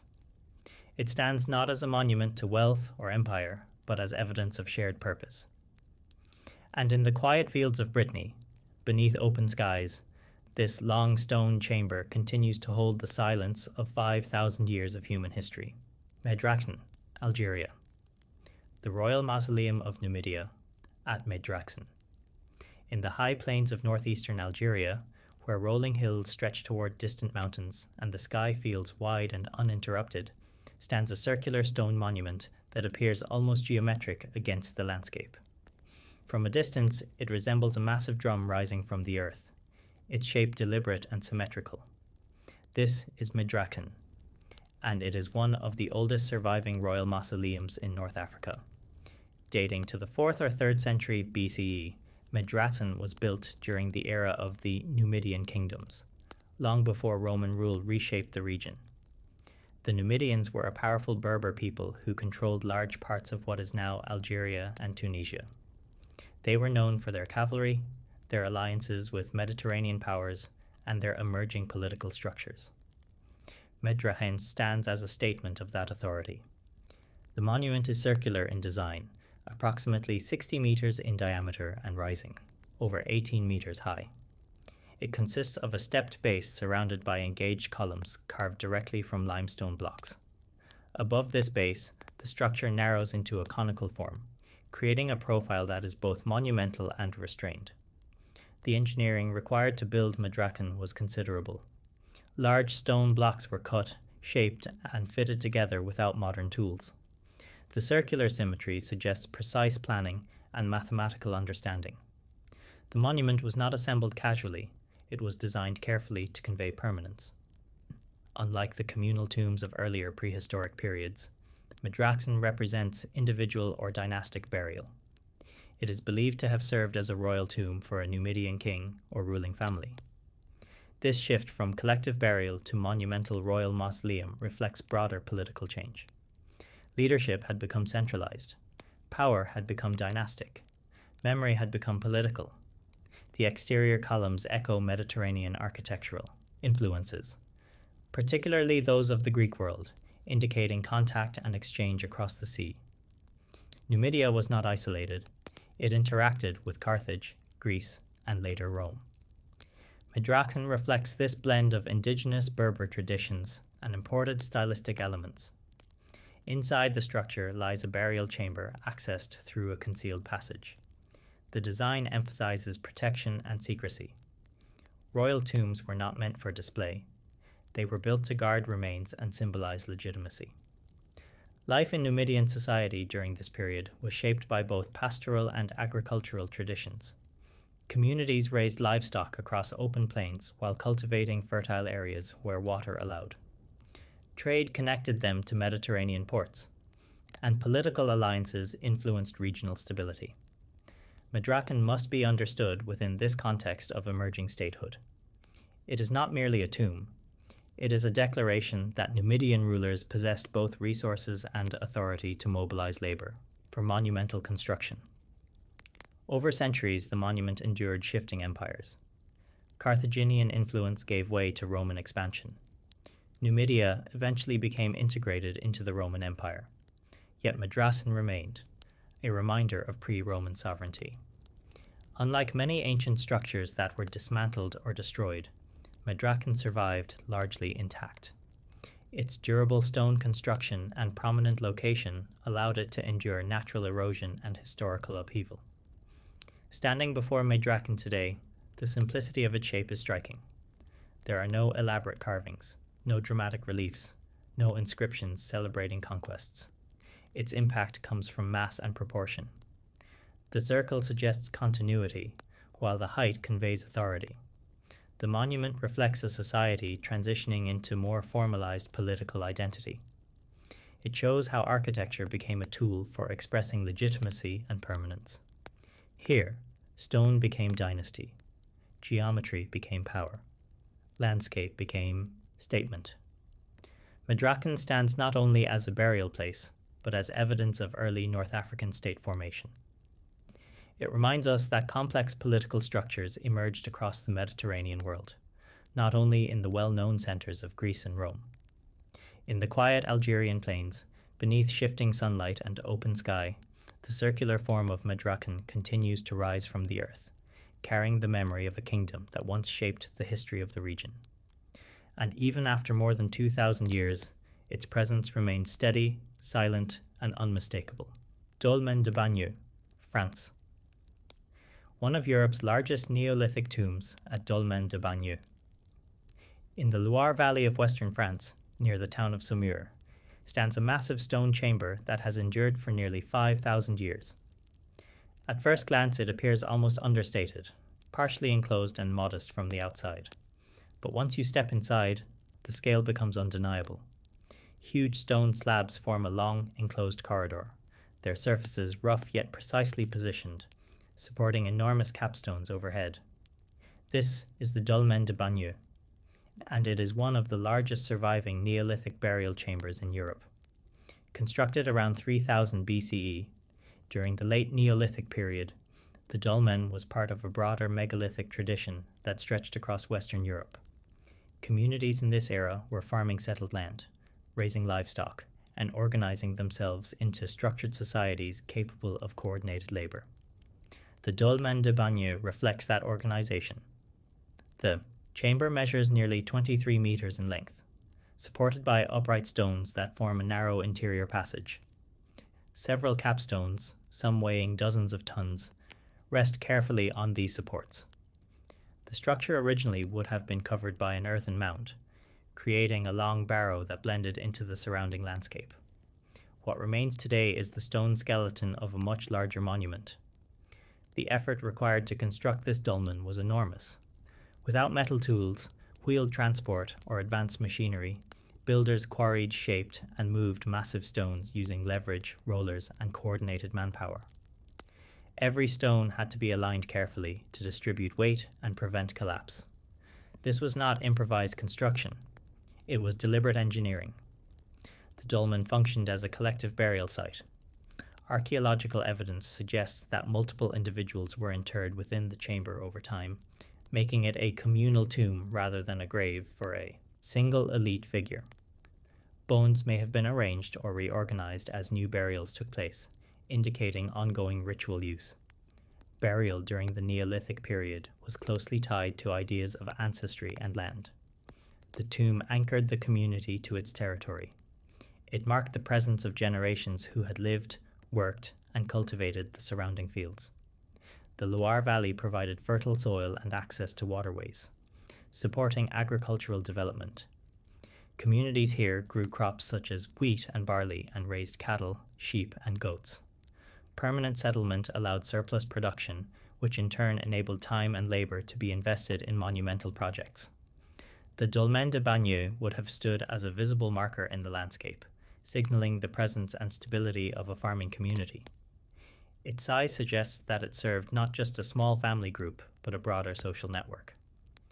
Inside the chamber, the atmosphere remains enclosed and quiet. The long corridor narrows, perspective, guiding movement inward. Light filters gently from the entrance, illuminating the rough stone surfaces. There are no carvings or inscriptions, yet the structure itself conveys purpose.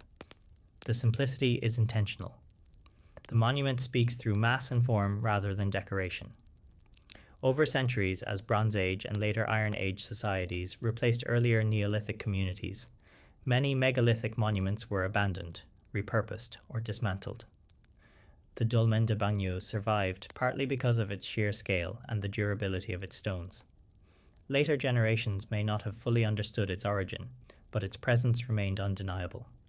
Local traditions often attributed such monuments to giants or supernatural beings, a reflection of how extraordinary they appeared to those who encountered them long after their builders were gone. Standing beside the dolmen today, surrounded by modern roads and fields, it is striking how seamlessly ancient and contemporary landscapes overlap. The monument does not dominate the skyline like a medieval castle, yet it carries a deeper antiquity. It represents a time when human societies were still defining permanence, when agriculture was new, when stone became memory. The dolmen de Bagno is not a monument to conquest or centralized empire. It reflects cooperative effort and shared belief. It shows that early farming communities valued continuity and collective identity enough to invest years of labor into building a structure that would outlast them all.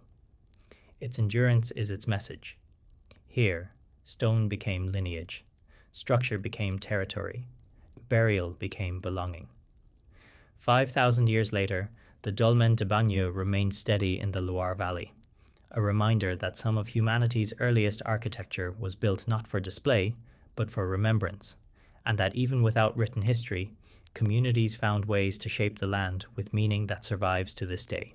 Tinkin's Wood Burial Chamber, Wales.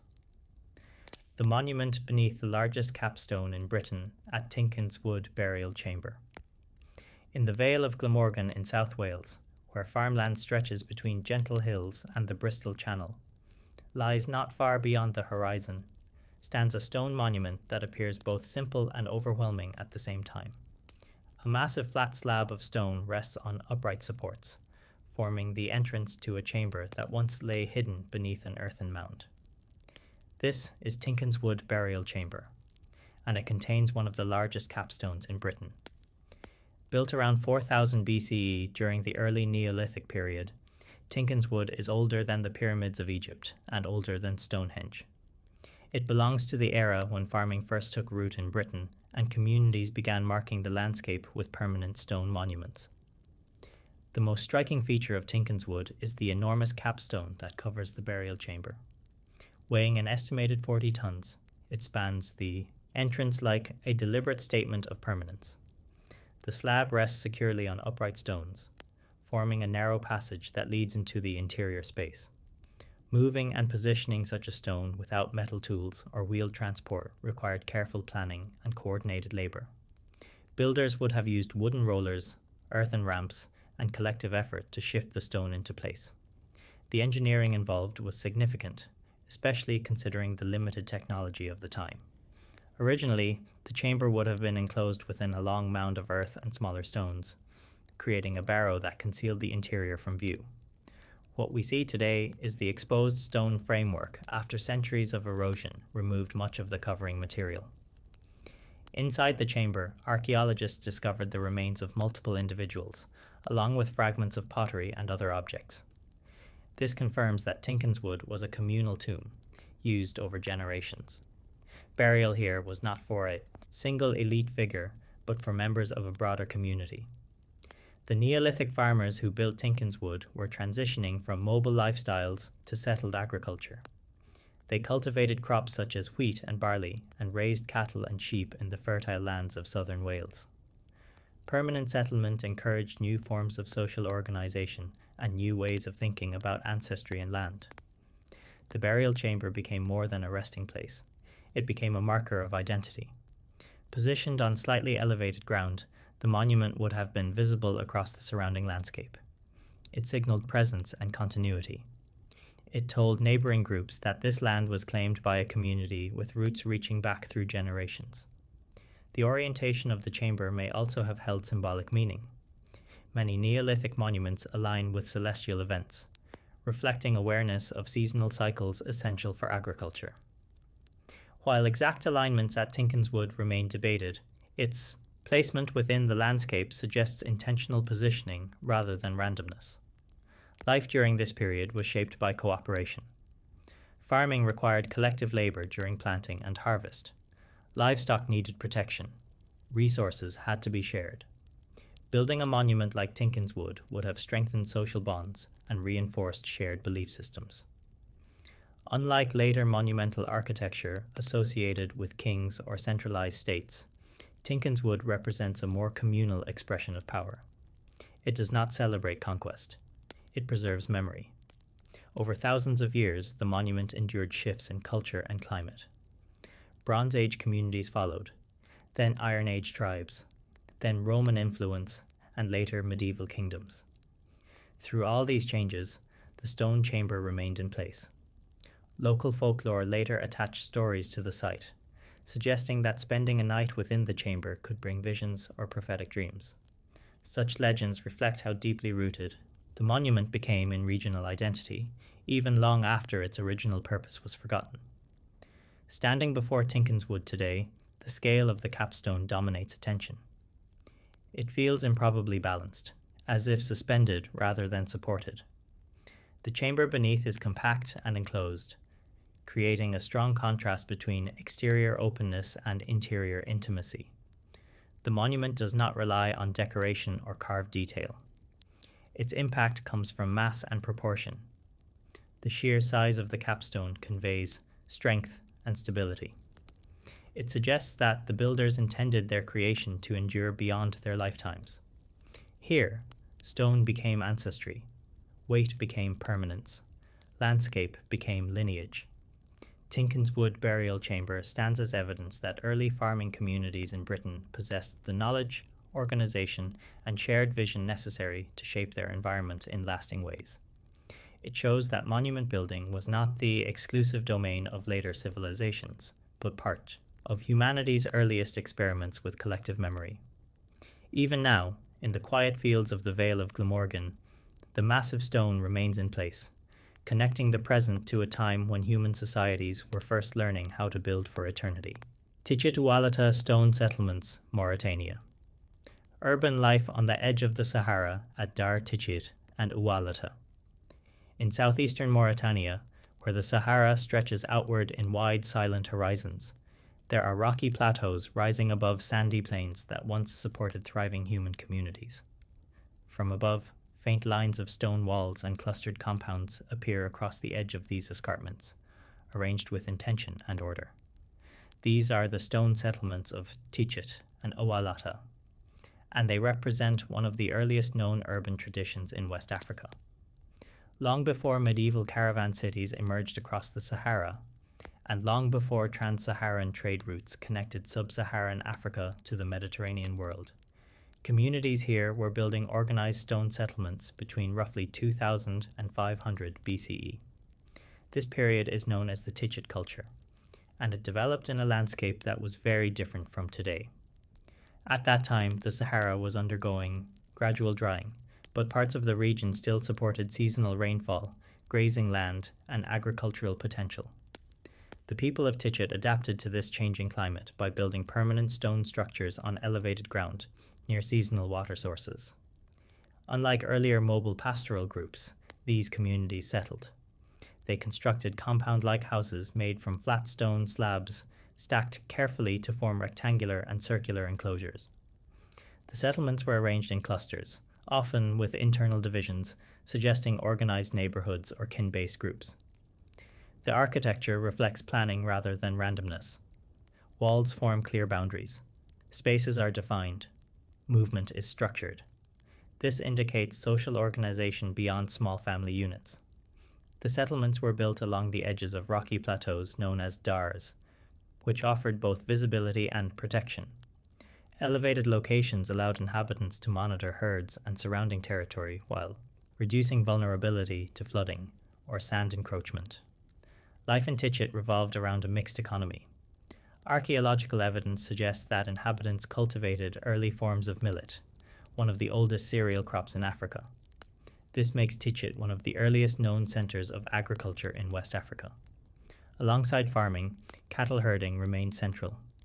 Livestock represented wealth and stability, Storage structures within the settlements indicate surplus production, suggesting that food was managed systematically rather than consumed immediately. This was not survival from day to day. It was structured subsistence. Trade also played a role. The location of Tichet and Ualata placed these communities at a crossroads between the Sahel and deeper Sahara. Even before formal trade routes emerged, movement of goods and ideas likely connected them to neighboring regions. Stone architecture itself became a defining cultural feature. Unlike mud brick settlements in wetter areas, the use of stone allowed these structures to endure. The walls, though weathered, still outline residential compounds and public spaces. Some sites contain larger enclosures that may have served communal or administrative purposes. The scale and layout suggest emerging hierarchy within society. While not an empire, Tichet culture shows signs of increasing complexity, including division of labor and territorial organization. Burial practices and symbolic artifacts found at the sites reflect cultural identity and ritual life. Though less monumental than later West African kingdoms, these communities developed their own systems of belief tied closely to land and ancestry. Over centuries, climate continued to shift. Rainfall decreased further. Grazing lands contracted. Agricultural stability weakened. As the Sahara expanded southward, sustaining permanent settlement became more difficult. Gradually, many Tichet settlements were abandoned. People migrated toward more reliable water sources along the Niger River and other regions of the Sahel. Some scholars believe that elements of Tichet culture contributed to later West African societies, including early state formations in the region. Unlike dramatic collapses caused by war, the decline here appears tied to environmental transformation. The landscape that once supported agriculture and settlement became increasingly arid. Today, the stone outlines remain scattered across plateau edges, partially buried by sand but still visible from the air. There are no towering monuments or carved statues, yet the organization of space tells its own story. Standing among the low walls of Dar Tichet, the silence of the Sahara is overwhelming. The wind moves freely across open ground. The sky feels immense. It is difficult to imagine that this desert once supported structured communities with farms, herds, and defined neighborhoods. Yet the stones remain. They mark foundations. They define boundaries. They preserve memory. The Tichet Ualata settlements challenge assumptions about early urban development in Africa. They show that complex, organized societies were emerging in West Africa long before external influence or medieval trade networks.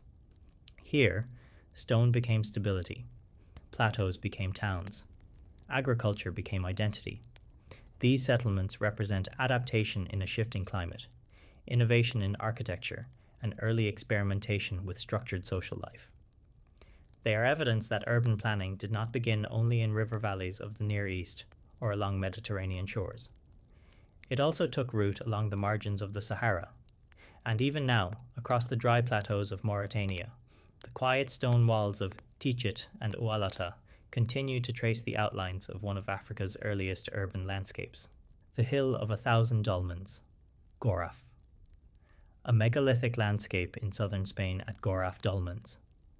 In the arid badlands of southern Spain, where deep ravines cut through reddish earth and the landscape feels almost desert-like, there is a hillside covered with ancient stone tombs. From above, they appear as small circular mounds, scattered across ridges and slopes, subtle but numerous. This is Goraf, often called the Hill of 1,000 Dolmens. Located in the province of Granada in Andalusia, the Goraf necropolis contains more than 200 surviving dolmens, making it one of the largest concentrations of megalithic tombs in Europe. These structures were built between roughly 3000 and 2000 BCE, during the late Neolithic and early Bronze Age. Unlike isolated monuments standing alone in fields, Goraf is a landscape of burial. The dolmens are arranged along ridgelines overlooking river valleys. Their placement is deliberate. From these elevated positions, the tombs would have been visible across the surrounding terrain, creating a powerful visual statement of presence and continuity. Each dolmen follows a similar architectural pattern. Large upright stones form a chamber, covered by one or more capstones, and originally enclosed beneath an earthen mound. A short corridor often leads into the chamber, guiding entry toward the burial space. These were collective tombs. Multiple individuals were interred within them over generations. The repetition of this design across such a large area suggests strong shared cultural practices. The communities that built Goraf were farming societies who cultivated cereals and raised livestock in the valleys below. Permanent settlement encouraged long-term territorial identity, and the dolmens reinforced that identity. Building hundreds of stone tombs required sustained effort over centuries. Stones had to be quarried, transported, and positioned with care. Even though each individual dolmen may not appear monumental in isolation, together they form a monumental landscape. This scale suggests that Goraf was not a single village cemetery, but a regional burial ground used by multiple communities. The location is significant. The Goraf region lies near the Guadix Basin, an area with fertile soils and access to seasonal watercourses. In prehistoric times, the climate was somewhat more favorable than today, supporting agriculture and settlement. The tombs are aligned in ways that may reflect astronomical awareness. Some appear oriented toward sunrise or specific points on the horizon, suggesting that seasonal cycles played a role in ritual life. Observing solstices and equinoxes would have been important for agricultural planning. Life for the builders of Goraf revolved around land and lineage. Farming tied families to specific territories. Burial monuments marked those territories visibly. The dead remained present within the landscape, reinforcing claims of belonging. Inside the chambers, archaeological excavations have uncovered skeletal remains, pottery fragments, stone tools, and ornaments. These findings indicate ritual care and structured burial practices. Items placed with the dead reflect belief in continuity beyond death, or at least symbolic offerings. Over time, as the Bronze Age advanced, new cultural influences entered Iberia. Metalworking expanded. Social hierarchies became more pronounced. Burial traditions shifted gradually toward individual graves rather than collective tombs. Yet the dolmens of Goraf endured. Erosion reduced their mounds. Some capstones collapsed. Others remained intact. Today, walking through the Goraf megalithic park reveals how deeply the ancient builders integrated architecture with landscape. The Badlands terrain, carved by erosion into dramatic ridges and gullies, frames the stone structures in striking ways. There are no towering walls, no decorated facades, no inscriptions, but there is repetition, persistence, density. The phrase, "Hill of 1,000 dolmens," captures this accumulation of memory across space. Each tomb represents a community, a family group, a generation that chose to mark its presence with stone. Together, they form a map of prehistoric society. Goraf challenges the idea that monumentality must be singular or grand to matter. Its power lies in numbers and continuity. Over centuries, communities returned to the same ridges to build, bury, and remember. Here, stone became territory, elevation became visibility, repetition became identity. The Goraf dolmens stand as one of Europe's most extensive megalithic landscapes, reminding us that long before written history, people in southern Spain organized themselves around land, ancestry, and shared ritual. And across the quiet ridges of Andalusia, beneath a wide and sunlit sky, the scattered stones of Gorafe continue to trace the outlines of a society that built not just monuments, but an entire landscape of memory. The Cyclopean citadel of Central Asia, Ulug Depe, an early urban stronghold in Ulug Depe, in the foothills of the Kopet Dag Mountains in modern-day Turkmenistan, where dry plains stretch toward the Iranian plateau and Central Asia opens eastward, rises a large archaeological mound that once dominated its surrounding landscape. From a distance, Ulug Depe appears as a layered hill shaped by centuries of human occupation. Beneath that mound lies the story of one of Central Asia's earliest fortified urban centers. Ulug Depe was occupied for thousands of years, beginning in the Neolithic period and continuing into the Bronze and Iron Ages. Its location was strategic. Positioned along routes that connected Mesopotamia, Iran, and the steppe regions, it became part of a broader cultural world that archaeologists refer to as the Oxus civilization, or Bactria, Margiana archaeological complex. The term Cyclopean is often used to describe the massive construction style associated with early fortifications, built with large mud brick and stone elements that convey strength and permanence. At Ulug Depe, thick defensive walls encircled elevated sections of the settlement, forming what can be described as a citadel. This was not a simple village. It was a structured urban center. The mound itself reveals layers of rebuilding. Each generation constructed new buildings atop older ones, gradually raising the settlement higher above the surrounding plain. This vertical accumulation created both symbolic and practical advantage. Height allowed visibility. Visibility allowed control. Within the citadel area, archaeologists uncovered large buildings that appear administrative or ceremonial in function. Storage rooms, corridors, and open courtyards suggest organized management of resources. Like other early urban centers in the region, Ulug Depe reflects increasing social complexity.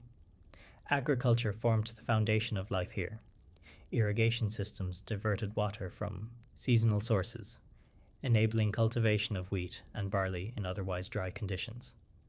Livestock herding complemented farming, providing stability during uncertain harvests. The presence of craft production indicates specialization. Pottery workshops, metal tools, and ornamental objects reveal that not everyone was engaged solely in farming. Division of labor was emerging. Trade likely connected Ulug Depe to distant regions. Artifacts show influences from Iranian and Mesopotamian cultures, reflecting exchange of goods and ideas. Central Asia was not isolated, it was a crossroads. The defensive walls of the citadel suggest concern for protection. Whether against rival communities or nomadic groups moving across the steppe, fortification indicates awareness of threat. The walls were thick, carefully constructed, and reinforced through successive building phases. Inside the fortified zone, authority was likely centralized. The organization of storage and administrative spaces implies leadership capable of collecting surplus and redistributing goods. This marks a shift from egalitarian village life towards stratified urban society. Religion also played a role. While temples at Ulug Depe are not as clearly defined as in Mesopotamian cities, ritual spaces and symbolic artifacts indicate structured belief systems. Public architecture often served both political and spiritual purposes in early societies. Over centuries, Ulug Depe adapted to changing regional dynamics. During the Bronze Age, it participated in a broader network of fortified settlements across Central Asia. Later, as new powers rose and trade routes shifted, the city transformed again. By the Iron Age, new fortification systems appeared, reflecting evolving military technologies and political realities. Ulug Depe continued to function as a regional center, though eventually it declined as larger urban centers emerged elsewhere.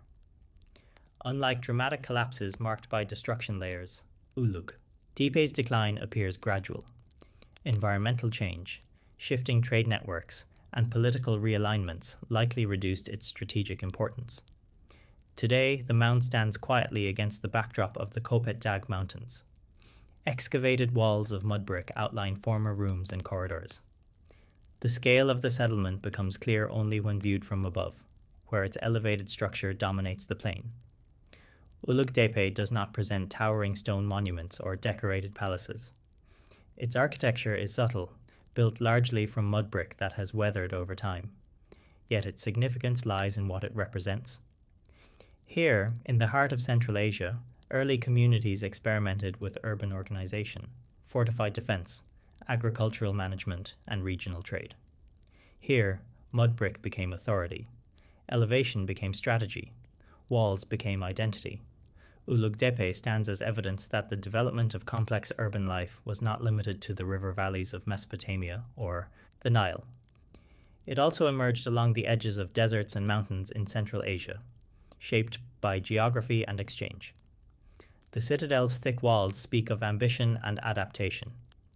They reflect a society learning how to protect resources, coordinate labor, and assert control over landscape.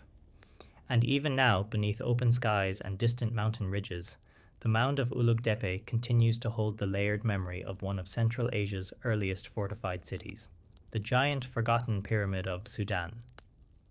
Nuri, royal tombs of the Kingdom of Kush at Nuri. On the west bank of the Nile in northern Sudan, where the desert stretches outward in pale waves of sand and rock, a cluster of steep pyramids rises against the horizon. From a distance, they appear smaller than the pyramids of Egypt, yet their sharp angles and tight grouping create a striking presence in the landscape. This is Nuri, and it was once the royal cemetery of the Kingdom of Kush. More than 2,500 years ago, long after the Great Pyramids of Giza had already stood for centuries, the rulers of Kush began constructing their own pyramids here in Nubia. Among them was one of the largest pyramids ever built in the region, belonging to King Taharqa, a powerful ruler who once controlled both Nubia and Egypt. The Pyramid of Taharqa dominates the site. Although time and erosion have reduced its height, it remains the largest structure at Nuri, originally rising more than 50 meters. Unlike the broad, smooth pyramids of Old Kingdom Egypt, Nubian pyramids were steeper in angle and built on a smaller base, creating a distinctive silhouette. The choice of Nuri as a royal burial ground was deliberate. It lies across the Nile from Jebel Barkal, a sacred mountain considered the spiritual heart of the Kushite kingdom. The location connected royal authority with divine symbolism, reinforcing legitimacy through landscape. The Kingdom of Kush had deep historical roots in the Nile Valley. Centered initially at Napata and later at Meroe, Kushite rulers developed a powerful state that interacted constantly with Egypt. At times, they ruled Egypt itself, forming the 25th dynasty and presenting themselves as restorers of traditional Egyptian values. The pyramids at Nuri reflect this cultural exchange. Architecturally, they draw inspiration from Egyptian models. Politically, they assert independent royal identity. Each pyramid at Nuri served as a tomb for a king or queen. Beneath the pyramid, a descending staircase led to underground burial chambers carved into bedrock. These chambers were decorated and filled with funerary goods, reflecting belief in an afterlife similar in many ways to that of Egypt. Royal burials included jewelry, amulets, pottery, and symbolic objects intended to accompany the deceased beyond death. The pyramid above ground acted as both marker and monument, visible across the desert plain. Construction required organized labor and centralized authority. Stone blocks were quarried and transported to the site. Workers shaped and assembled them carefully. Though smaller than the pyramids at Giza, the Nubian pyramids were built in greater numbers, creating an entire field of royal monuments. More than 20 pyramids stand at Nuri, forming one of the largest concentrations of pyramids in the world. This challenges common assumptions about where pyramid building occurred. It was not limited to Egypt. It extended south into Nubia. The Kushite kingdom was not merely an extension of Egypt. It was a powerful state with its own traditions, administration, and military strength. The construction of pyramids at Nuri signaled continuity with Nile Valley heritage while asserting distinct sovereignty. Over time, political centers shifted from Napata to Meroe, further south. Nuri was eventually abandoned as a royal cemetery, replaced by new burial grounds. Desert winds and shifting sands gradually eroded the pyramids. Unlike the heavily protected Egyptian sites, Nuri remained relatively isolated. Some pyramids were damaged by treasure hunters in the 19th century, and groundwater has affected certain underground chambers. Yet the site retains its presence. Standing among the pyramids of Nuri today, the scale of the landscape becomes clear. The Nile flows quietly nearby, sustaining narrow strips of green against vast desert. The pyramids rise sharply from the sand, their stone blocks weathered, but enduring. There are no crowds, no towering modern infrastructure, only desert, river, and ancient geometry. Nuri represents a chapter of African history that is often overlooked. It shows that monumental architecture and royal ideology flourished beyond the familiar narratives of Egypt. The Kingdom of Kush was not peripheral. It was central to the history of the Nile Valley. Here, pyramid became identity. Desert became legacy. Stone became continuity. The giant forgotten pyramid of Nuri stands as a reminder that civilizations rise and fall along rivers and deserts alike. It speaks of a kingdom that once commanded armies, ruled territories, and expressed power through monumental form. And even now, beneath the Sudanese sun, the pyramids of Nuri continue to cast long shadows across the sand, preserving the memory of a royal tradition that shaped the ancient world. The Great Stone Field of Senegal, Senegal, a megalithic landscape in West Africa at Senegal. In the dry savanna of central Senegal, where flat grasslands stretch toward the horizon and scattered trees break the open sky, thousands of upright stone pillars rise from the earth in deliberate circular formations. From above, the arrangement appears geometric and ordered, with rows of stone circles extending across the landscape. This is Senegal, and it is the largest concentration of megalithic stone circles in the world. Dating from roughly the 1st millennium BCE to the 1st millennium CE, the stone circles of Senegal are part of a broader megalithic tradition spread across parts of Senegal and the Gambia. Together, they form one of West Africa's most remarkable archaeological landscapes. Unlike isolated monuments, Senegal contains more than 50 circles composed of laterite pillars, with additional tumuli and burial mounds nearby. Some circles consist of more than a dozen stones carefully arranged into nearly perfect rings. The repetition and scale suggest long-term cultural continuity.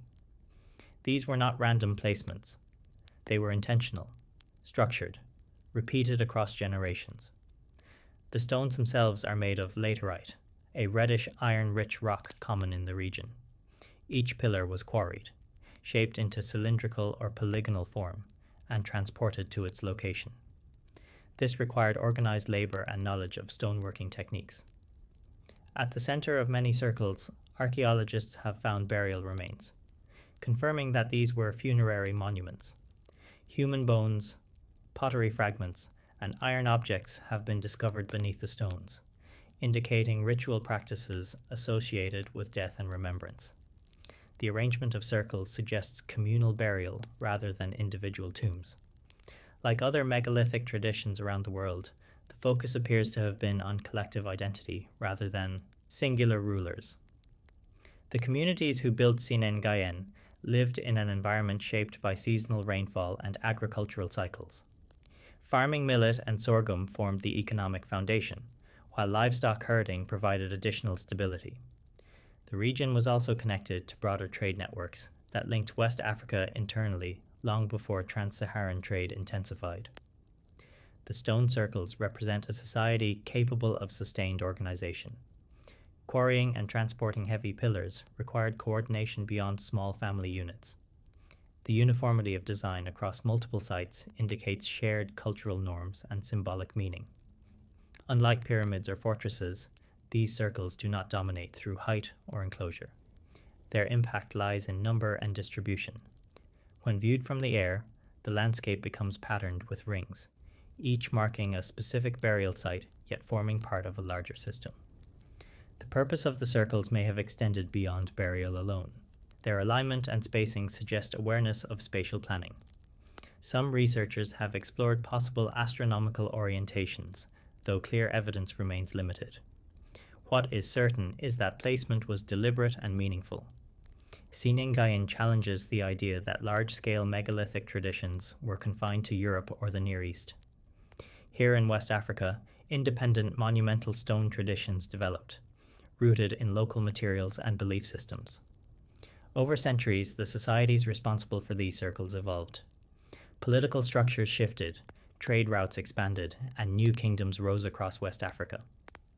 The original builders of Senegal gradually disappeared from historical record, leaving only the stone markers behind. Unlike cities that leave walls and streets, the stone circles mark memory rather than habitation. They represent continuity through burial rather than daily life. Today, standing among the pillars, the repetition becomes striking. The stones rise quietly from the ground, weathered but steady. The landscape around them remains open and expansive, much as it would have appeared centuries ago. There are no elaborate carvings, no monumental inscriptions, just upright stones placed with intention. Here, stone became remembrance, circle became community, landscape became archive. The Great Stone Field of Senegal stands as one of Africa's most important prehistoric monuments. It demonstrates that complex ritual landscapes emerged across diverse regions of the world, shaped by local traditions and social structures. And in the quiet savannah of Senegal, beneath wide skies and shifting seasons, the circles continue to mark the presence of generations who shaped the land with stone and memory.